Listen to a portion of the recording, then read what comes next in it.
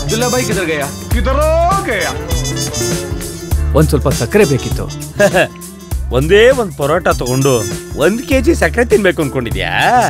ಇದನ್ನ ತಿನ್ನೋದಿಕ್ಕೆ ಸ್ವಲ್ಪ ಸಕ್ಕರೆ ಕೇಳಿದ್ರು ಓಕೆನಪ್ಪ. ಅದನ್ ಬಿಟ್ಟು ಜಾಸ್ತಿ ಕೇಳಿದ್ರೆ ಆಗುತ್ತಾ? ಬೇಡ ಬಿಡಿ, ಸಕ್ಕರೆ ಬೇಡ ಬಿಡಿ.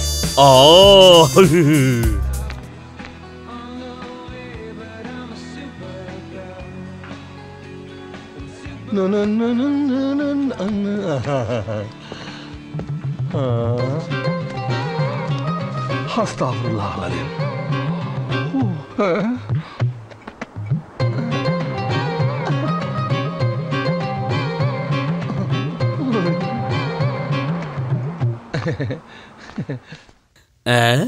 ಏನಿದು ಇಂಡಿಯನ್ ರುಪೀಸು? ದಿರಂ ಮುಗ್ದೋಯ್ತು. ನೀವು ಕನ್ನಡದವ್ರೆ ತಾನೇ, ಊರಿಗೆ ಬಂದ್ಮೇಲೆ ಇದನ್ನ ಬಳಸ್ಕೋಬಹುದಲ್ಲ. ನೋಡು, ಈ ನಾಟಕಗಳೆಲ್ಲ ಬೇಡ, ದಿರಮ್ಗಳು ಕೊಡು. ದಿರಂ ಇಲ್ಲ ಗೆಳೆಯ.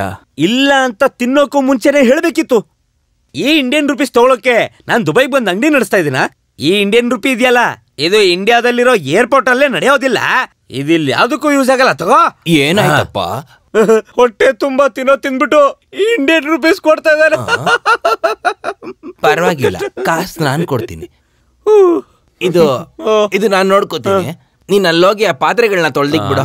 ಅಲ್ಲಿ ಆ ಟೇಬಲ್ ಮೇಲೆ ಇರೋದು ಕೂಡ. ತುಂಬಾ ಉಪಕಾರ ಆಯ್ತು ಸರ್, ನೀವು ಕನ್ನಡದವ್ರಾಗಿದ್ದು ಒಳ್ಳೇದಾಯ್ತು. ತಿಳ್ಕೊಳ್ಳೋ ಅಷ್ಟ್ರಲ್ಲಿ ತಿನ್ನಕ್ಕೇನು ಸಿಗ್ಲಿಲ್ಲ ಅಲ್ವಾ? ದೇವಸ್ಥಾನಕ್ಕೆ ಬಂದಿದ್ದು ದೇವ್ರ ನೋಡಕ್ಕಲ್ಲ ಅಂತ ಗೊತ್ತಾಯ್ತು. ಊರಲ್ಲಿ ದೇವಸ್ಥಾನಕ್ಕೆಲ್ಲ ಹೋಗ್ತೀರಾ? ನಮ್ಮೂರಲ್ಲಿ ದೇವಸ್ಥಾನ ಮಸೀದಿ ಇಲ್ದೇ ಇರೋದ್ರಿಂದ ನಾವು ದೇವ್ರನ್ನ ಡೈರೆಕ್ಟ್ ಆಗಿ ನೋಡಕ್ಕೆ ಆಗಲ್ಲ. ಈ ತರ ಇರೋ ಜನಗಳೇನೆ ಆ ದೇವ್ರಿಗೆ ತುಂಬಾ ಇಷ್ಟ.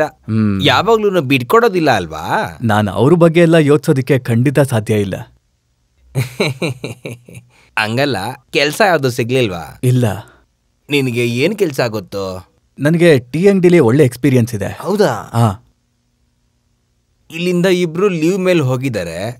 ಅದ್ರಲ್ಲೊಬ್ಬ ವಾಪಸ್ ಬರೋದು ಸಂದೇಹ ಇದೆ. ನಿನಗೆ ಒಪ್ಪಿಗೆ ಇದ್ರೆ ಸ್ವಲ್ಪ ದಿನ ಇಲ್ಲೇ ಕೆಲ್ಸ ಮಾಡು. ಈ ಸುಲೇಮಾನ್ ಮುಂದಿನ ವಾರ ಬರ್ತೀನಿ ಅಂತ ಫೋನ್ ಮಾಡಿ ಹೇಳಿದ್ದ ನಂಗೆ. ಅದಾದ್ಮೇಲೆ ನೋಡೋಣ. ಇವನು ನನ್ ಮಗಳ ಗಂಡ, ಅವನ್ ಬಗ್ಗೆ ತಲೆ ಕೆಡ್ಸ್ಕೋಬೇಡಿ. भाई साहब एक ठंडा कोको कोला दे दो। हाँ जी, ನೀನ್ ತಂದಿರೋ ಬ್ಯಾಗ್ ಎಲ್ಲ ಒಳಗಡೆ ಇಟ್ಬಿಟ್ಟು ಒಳಗಡೆ ಹೋಗಪ್ಪ. ಆ ಟೇಬಲ್ಗೆ ಒಂದು ಕೋಕೋ ಕೋಲಾ ತಂದು ಕೊಡು. Cocoa Cola? ಅದಕ್ಕೆ ಅಮೆರಿಕ ಕೋಲಾ ಕಂಪ್ನಿಗಳಿಗೆ ನಾನೊಂದು ಮಾತನ್ನು ಹೇಳ್ತೀನಿ, ಕ್ವಿಟ್ ಇಂಡಿಯಾ. ನೀವೇನು ತಪ್ಪು ತಿಳ್ಕೊಬೇಡಿ, ನಾನು ಕೋಕೋ ಕೋಲಾಗೆ ವಿರೋಧಿ. ಯಾಕೆ? ಕೋಕೋ ಕೋಲಾ ನಿಂಗೇನಾದ್ರೂ ನುಂಗಿತ್ತ? ನಾನು ಅದನ್ನು ಕೊಡೋದಿಲ್ಲ. ನೀನು ಕಮ್ಯುನಿಸ್ಟ್ ಅಲ್ವಾ? ಇರದ ಡೈನಿಂಗ್ ಹಾಲಲ್ಲಿ ವಾಷಿಂಗ್ ಮಿಷಿನ್ ಇಡೋದು ಬೇಡ ಅಂತ ಹೇಳಿ ನಾನು ನಿಂಗೆ ಎಷ್ಟು ಸರಿ ಹೇಳಿದ್ದೀನಿ ಗೊತ್ತಿಲ್ವಾ? ಹೇಳ್ದಂಗೆ ಕೆಲಸ ಮಾಡಿಲ್ಲ ಅಂದ್ರೆ 10 ಪೈಸಾ ಕಾಸು ಕೊಡಲ್ಲ ನಿನಗೆ, ಅರ್ಥ ಆಯ್ತಾ? ಏನೋ? ಅಯ್ಯೋ, ಹೋದ ವಾರ ಕೊಡಿಸಿದ ಸಿಮೆಂಟ್ ಏನು ಮಾಡಿದೆ? 1 ವರ್ಷದಲ್ಲಿ ಮನೆ ಕಟ್ಟಿ ಕೀ ಕೊಡ್ತೀವಿ ಅಂತ ಹೇಳಿ ಈಗಾಗಲೇ 3 ವರ್ಷ ಆಯಿತು. ಏನೋ ಕಾಸು ಅವನ ಕೈಲಿ ಕೊಡದೆ ಬೇರೆ ಏನು ಕೊಟ್ಟಿದ್ದೀನಿ ನಾನು? ಲೇ ಮೋಸ್ಗಾರ ನನ್ನ ಮಗನೇ, ನೀನ್ ಕಾಂಟ್ರಾಕ್ಟ್ ಹೆಸರು ಹೇಳಿ ನನ್ನ ಹತ್ರ ಆಟ ಆಡ್ಬೇಡ. ನೀನ್ ಆ ಕಾರ್ಪೆಂಟರ್ ಫೋನ್ ಮಾಡೋ ಕಾಸಲ್ಲಿ ಇನ್ನೊಂದು ಮನೇನೆ ಕಟ್ಬಿಡ್ಬೋದು ಅನ್ಸುತ್ತೆ ನೋಡು. ಅವನ್ ಕಟ್ಕೊಡ್ತೀನಿ ಅಂತ ಹೇಳಿರೋ ಮನೇನ ಅವನೇ ಕಟ್ಕೊಡ್ಬೇಕು. ಒಂದು ದೋಷ ಇಲ್ಲ ಅಂದ್ರೆ ಇನ್ನೊಂದು ದೋಷ. ಆ ಮನೇಲಿ ನಾನು ಸರಿಯಾಗಿ ನಿದ್ದೆ ಮಾಡಬೇಕು. ಅದಾದ್ಮೇಲೆ ನಾನು ಜೀವ ಬಿಟ್ಟು ಮೇಲ್ ಹೋದ್ರೂ ಪರವಾಗಿಲ್ಲ. ರೂಮ್ಗೆ ಯಾರೋ ಶುಭ ಬರ್ತಾ ಇದ್ದಾನಂತೆ, ಅಬ್ದುಲ್ ಅವ್ರು ಹೇಳಿದ್ರು. ಆಗ ಬಾಡಿಗೆಲಿ ಒಂದು ಶೇರ್ ಕಡಿಮೆ ಆಗುತ್ತೆ. ಆಗ ಇನ್ನೊಂದಷ್ಟು ಸಿಮೆಂಟ್ ಮೂಟೆ ತಗೊಂಡು ಊರಿಗೆ ಕಳಿಸ್ತೀನಿ. ಓಹೋ, ಬಾತ್ರೂಮಲ್ಲಿ ಇಷ್ಟೊಂದು ನೀರು ವೇಸ್ಟ್ ಮಾಡಿದ್ರೆ ಸರಿ ಹೋಯ್ತು ಕತೆ. ಆ ದುಡ್ಡು ವೇಸ್ಟ್ ಆಗುತ್ತೆ. 100 ಲೀಟರ್ ನೀರು ಬೇಕು ನೋಡು ಇವನು ದಿನ ಸ್ನಾನ ಮಾಡೋದಕ್ಕೆ. ಲೋ ಶಿರೀಷ, ಸಾಕು ಕಣ. ನೋಡು ವರ್ಗೀಸ್, ನನಗೆ ಶೀತ ಆಗಿರೋದ್ರಿಂದ ಇವತ್ತು ಸ್ನಾನ ಮಾಡಿಲ್ಲ. ಅದನ್ನು ಸೇರಿಸಿ ಅವನೇ ಮಾಡ್ತಾ ಇದ್ದಾನೆ. ಒಟ್ಟಿಗೆ ಉಳ್ಕೊಂಡಿರೋವಾಗ ಈ ತರ ಮಾತಾಡಬಾರ್ದು. ಅಲ್ಲ, ಇವನ್ ವಿಷಯದಲ್ಲಿ ಬಿಟ್ಬಿಡು ವರ್ಗೀಸ್. ಎಲ್ಲರೂ ಬಂದ್ರ? ಬಂದಾಯ್ತು. ಎಲ್ಲ ಟಿವಿ ಮುಂದೆನೇ ಇರುತ್ತೆ ನೋಡಿ. ಎಲೆಕ್ಷನ್ ಊರಲ್ಲಿ ನಡೆದ್ರು ಸಹ ಅದಕ್ಕೆ ಬೇಕಾಗಿರೋ ಪ್ರಚಾರ ಇಲ್ಲೂ ನಡೀತಾ ಇದೆ ನೋಡಿ. ಯಾವನ್ ಗೆದ್ರೂನು ಸಿಮೆಂಟು ಕಂಬಿ ಬೆಲೆನೇ ಕಮ್ಮಿ ಆಗ್ತಿಲ್ಲ. ಆದ್ರಿಂದ ನನಗೇನು ಲಾಭ ಬಿಡು.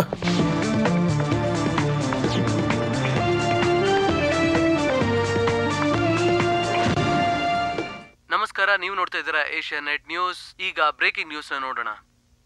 ನಾಳೆ ಬಶೀರನ್ ಕಟಿಂಗ್ ಶಾಪ್ ಅಲ್ಲಿ ಬೇರೆ ಕೆಲ್ಸ ಜಾಸ್ತಿ ಐತೆ. ಮೀಸೆ ತೆಗಿಯೋದು, ಗುಂಡೊಡಿಯೋದು ಎಲ್ಲಾನು ಐತೆ. ಕೆಲವು ಜನ ಸತ್ರು ಕೂಡ ಕೋಟ್ ಮಾತ್ರ ಬಿಚ್ಚಲ್ಲ ಅಂತ ಹೇಳ್ತಾ ಇದ್ರು. ನಾಳೆಯಿಂದ ಸಾಮಾನ್ಯ ಮನುಷ್ಯ ತರ ನೋಡ್ಬೋದು. ಇದು PK ನಾಯರ್ ಅವ್ರ ಕೋಟು. ನಾನು ಈ ಕೋಟ್ನ ಬಿಚ್ಚಿಡೋದಿಲ್ಲ ಅನ್ನೋ ಮಾತು ನಿಜ. ಆದ್ರೆ ನಿಮ್ಮೂರೆಲ್ಲ ಜೋಸೆಫ್ ಸೋತ್ ಬಿಟ್ರೆ ಮನುಷ್ಯರಿಗೆ ತಲೆನೋವು ಬರೋ ತರ ಕವಿತೆಗಳನ್ನ ಬರೆಯೋದನ್ನ ನೀನು ನಿಲ್ಲಿಸ್ಬಿಡು. ಮಾಡ್ತಿರೋ ನಿಯತ್ತಿನ ಕೆಲಸ ಇದೊಂದೇನೆ. ದಿನದ 24 ಗಂಟೆನೂ ಕೈಯಲ್ಲಿ ಬ್ಯೂಟಿ ಪ್ರಾಡಕ್ಟ್ ಇಟ್ಕೊಂಡು ಓಡಾಡ್ತಾ ಇರೋ ನಿನಗೆ ಮನುಷ್ಯ ಭಾವನೆಗಳು ಹೇಗೋ ಅರ್ಥ ಆಗತ್ತೆ? ಇವರು ಹೊಸದಾಗಿ ಇಲ್ಲೇ ಉಳ್ಕೊಳಕ್ ಬಂದಿದ್ದಾರೆ, ಮುಕುಂದ ಅಂತ. ಇವರು ನಂಬಿಯಾರ್, ಒಂದು ಪ್ರೈವೇಟ್ ಕಂಪ್ನಿಲಿ PRO ಆಗಿದ್ದಾರೆ. ಇಲ್ಲಿರೋ ಕನ್ನಡಿಗರನ್ನ ಹೋಲಿಸ್ಕೊಂಡ್ರೆ ಇವ್ರು ಒಳ್ಳೆ ಮನುಷ್ಯ. ಹಲೋ 1971ಗಿಂತ ಮುಂಚೆಯಿಂದ ನಾನು ಇಲ್ಲೇ ಇದ್ದೀನಿ. ಈ ಕೋಟ್ನ ಇವರು ಅವತ್ ಹಾಕೊಂಡಿದ್ದು, ಆದ್ರೆ ಇಲ್ಲಿವರೆಗೂ ಬಿಚ್ಚಿಲ್ಲ ನೋಡಿ. ಕೋಟ್ ನಾರಾಯಣ ಅಂತ ಹೇಳಿದ್ರೆ ಎಲ್ರಿಗೂ ಗೊತ್ತಾಗ್ಬಿಡುತ್ತೆ. ನಾನ್ ಪುಲ್ಕೇಶಿ, ಅವನು ವರ್ಗೀಸ್. ಹಾಯ್, ನಾನ್ ಸುವೀಶ್. ನನ್ನ ಹೆಸರು ಆನಂದ್. ನಾನ್ ಅಬು. ನಾನು ವಿಶ್ವನ್ ಕದಲಿ ಖಾನ್. ನನ್ನ ಹೆಸರು ಕೇಳಿರ್ತೀರಲ್ವಾ? ಮುಕುಂದ ಬಂದು ಕಮ್ಯುನಿಸ್ಟ್. ಅವರು ನ್ಯೂಸ್ ಪೇಪರ್ ಬರೋ ಕವಿತೆ ಓದೋದಿಲ್ಲ. ಕೊಳ್ಳಂ ಕರುಣಾಗಪಳ್ಳಿ ಕ್ಷೇತ್ರದಲ್ಲಿ ಶಿಕಾವುದ್ದೀನ್ ರವರು ಗೆದ್ದಿದ್ದಾರೆ. ಸೋಷಿಯಲಿಸ್ಟ್ ಆಗಿರೋ ಇವರು ತಮ್ಮ ಎದುರಾಳಿಯನ್ನು ಸೋಲಿಸಿ 50% ವೋಟ್ ಅನ್ನು ಪಡೆದುಕೊಂಡು ತನ್ನ ಎದುರಾಳಿಯನ್ನು ಸೋಲಿಸಿದ್ದಾರೆ. ಇದರ ಪಕ್ಕದ ಕ್ಷೇತ್ರದಲ್ಲೇ ಎದುರು ಪಕ್ಷಕ್ಕಿಂತ ಮೊಹಮ್ಮದ್ ಜಬಾರ್ 763 ವೋಟ್ ಅನ್ನು ಪಡೆದು ಗೆದ್ದಿದ್ದಾರೆ. ಈ ಊರಲ್ಲಿ ಮೊದಲನೇ ಬಾರಿ ಸೋಷಿಯಲ್ ಕಮ್ಯುನಿಸ್ಟ್ ಪಾರ್ಟಿಯವರು ಗೆದ್ದಿದ್ದಾರೆ.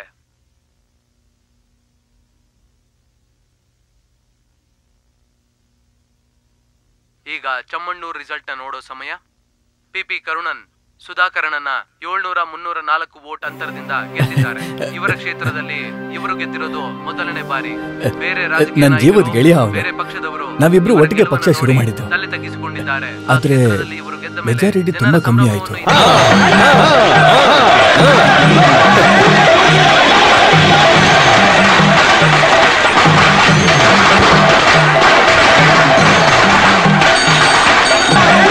ಹಲೋ, ಹೌದು, ಕೊಡ್ತೀನಿ.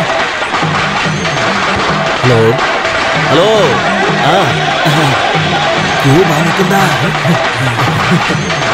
ಸಲಾಂ ಗೆಳೆಯ. ನೀನ್ ಗೆದ್ದಿದ್ದೀನಿ ಟಿವಿಲ್ ನೋಡ್ದೆ, ಆದ್ರೆ ಮೆಜಾರಿಟಿ ಕಮ್ಮಿ ಆಯ್ತು ಅಲ್ವಾ? ಮತ್ತೆ ನಮ್ ವಾರ್ಡಲ್ಲಿ ಏನೆಲ್ಲ ಕೆಲಸಗಳಾಗಬೇಕು ಅನ್ನೋದನ್ನ ನಾನು ಸೆಕ್ರೆಟರಿಯೇಟ್ಗೆ ಬರೆದು ಕಳಿಸ್ಕೊಟ್ಟಿದ್ದೀನಿ. ಟಿವಿ ಚಾನಲ್ಲು, ಪೇಪರು ಇದನ್ನೆಲ್ಲ ಸ್ವಲ್ಪ ದಿನಕ್ಕೆ ಅವಾಯ್ಡ್ ಮಾಡಿ. ಸದ್ಯಕ್ಕೆ ಬೇಡ. ಅಸೆಂಬ್ಲಿ ಇಲ್ಲದೆ ಇರೋದ್ರಿಂದ ಇದನ್ನೆಲ್ಲ ಅವಾಯ್ಡ್ ಮಾಡಿ. ಇಲ್ಲಿನ ವಿಷಯನೆಲ್ಲ ನಾವು ಆರಾಮಾಗಿ ನೋಡ್ಕೊತಾ ಇದ್ದೀವಿ. ನೀನ್ ಅದ್ರ ಬಗ್ಗೆ ಎಲ್ಲ ಚಿಂತೆ ಮಾಡಬೇಡ. ಅದ್ ಸರಿ, ಹೋಗಿದ್ ಕೆಲಸ ಏನಾಯ್ತು? ಆ ಬ್ಯಾಂಕ್ ಮ್ಯಾನೇಜರ್ ಫೋನ್ ಮೇಲೆ ಫೋನ್ ಮಾಡಿ ಒಂದೇ ಸಮ ಹಿಂಸೆ ಕೊಡ್ತಾ ಇದ್ದಾನೆ. ಸಿಕ್ಕಿದ ಹಣನ ಅನಾವಶ್ಯಕವಾಗಿ ಖರ್ಚು ಮಾಡ್ದೆ. ಆ ಬ್ಯಾಂಕ್ ಸಾಲ ಎಲ್ಲ ತೀರೋಗೋ ತರ ಬೇಗ ಕಟ್ ಮುಗಿಸ್ಬಿಡು. ಸಂಪಾದಿಸಿರೋ ಕಾಸನ್ನ ಹೇಗ್ ಖರ್ಚು ಮಾಡ್ತಾ ಇದ್ದೀನಿ ಅಂತ ಹೇಳೋದಕ್ಕೆ ಇಷ್ಟ ಇಲ್ಲ ನನಗೆ. ನನ್ನ ಕಾರ್ಡ್ ಮುಗ್ದೋಗ್ತಾ ಇದೆ.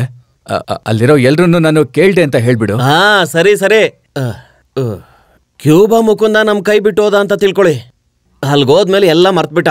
ಬ್ಯಾಂಕ್ ಸಾಲ ಮರ್ತ, ಊರ್ ಮರ್ತ, ಮತ್ತೆ ಪಾರ್ಟಿಲಿರೋ ಎಲ್ಲಾರನ್ನೂ ಮರ್ತೇ ಬಿಟ್ಟ.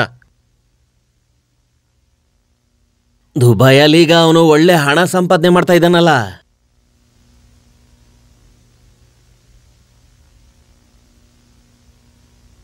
ಬೇಗ ಒಂದು ಬರ್ಗರ್ ಹಾಕಿ.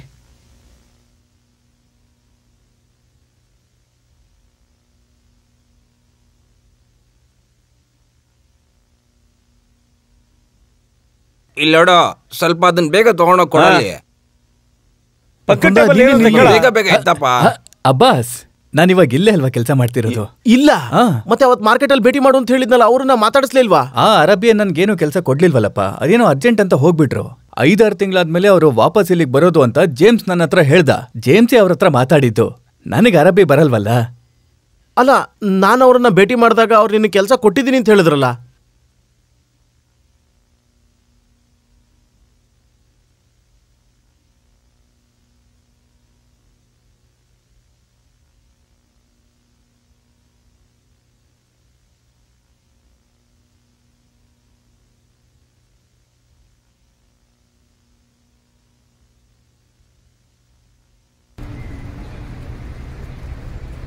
ಏನಾಯ್ತು?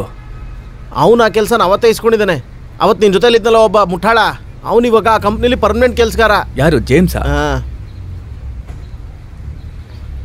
ನಮ್ಮೂರು ನನಗೆ ನಿಜವಾಗ್ಲೂ ಇಷ್ಟ ಆಗಲಿಲ್ಲ ಅಂದ್ರೂ ನಿನ್ನನ್ನು ನೋಡ್ದಾಗ್ಲೆಲ್ಲ ಮನಸ್ಸಲ್ಲಿ ಒಂಥರ ಅಭಿಮಾನ ಮೂಡ್ತಾ ಇತ್ತು. ಊರನ್ನು ಕಾಪಾಡೋದಕ್ಕೋಸ್ಕರ ನೀನು ಪಡ್ತಿರೋಂಥ ಪರಿಶ್ರಮ ನೋಡಿ ನಿನ್ನ ಜೀವನಕ್ಕೆ ಏನು ಮಾಡ್ಕೊಂಡಿದ್ಯಾ ನೋಡಿದ್ಯಾ ನೀನು? ನಿನಗೇನೋ ಬೇಕು? ಸೊಸೈಟಿ ಗೋಪಾಲನ್ನ ದುಡ್ಡು ಯಾಮಾರಿಸ್ದ ಅನ್ನೋ ಕಥೆನ ಇದೇ ಕಾರಣ ಇಟ್ಕೊಂಡು ನಿನ್ನ ದುಬೈ ಕಳಿಸಿ ಇಲ್ಲಿ ಕೆಲಸ ಮಾಡೋ ರೀತಿ ಮಾಡೋಣ ಅಂತ ಕಳಿಸಿದ್ದಾರೆ. ಗೋಪಾಲಣ್ಣ ತಪ್ಪು ಮಾಡಿರ್ತಾರೆ ಅಂತ ನಾನು ನಂಬ್ತಿಲ್ಲ, ಆದರೆ ಅವ್ರ ಮಗನೇ ನಂಬ್ತಾ ಇದ್ದಾರೆ. ನಾನೇನು ನಂಬಲಿಲ್ಲ, ಆದರೆ ಆ ಪ್ರೂಫಾ? ಅದರಿಂದ ಏನಾಗಿದೆ? ನೀನಿರ್ಬೇಕಾರೋ ಜಾಗದಲ್ಲಿ ಕರ್ಣನ್ MLA ಆಗಿದ್ದಾನೆ. ನನಗೆ MLA ಮಂತ್ರಿ ಆಗೋದೆಲ್ಲ ಬೇಕಿಲ್ಲ. ನಾನು ಮತ್ತೆ ಅಪ್ಪ ಈ ಪಕ್ಷನ ಶುರು ಮಾಡಿದ್ದು ಪದವಿ ಆಸೆಯಿಂದ ಅಲ್ಲ.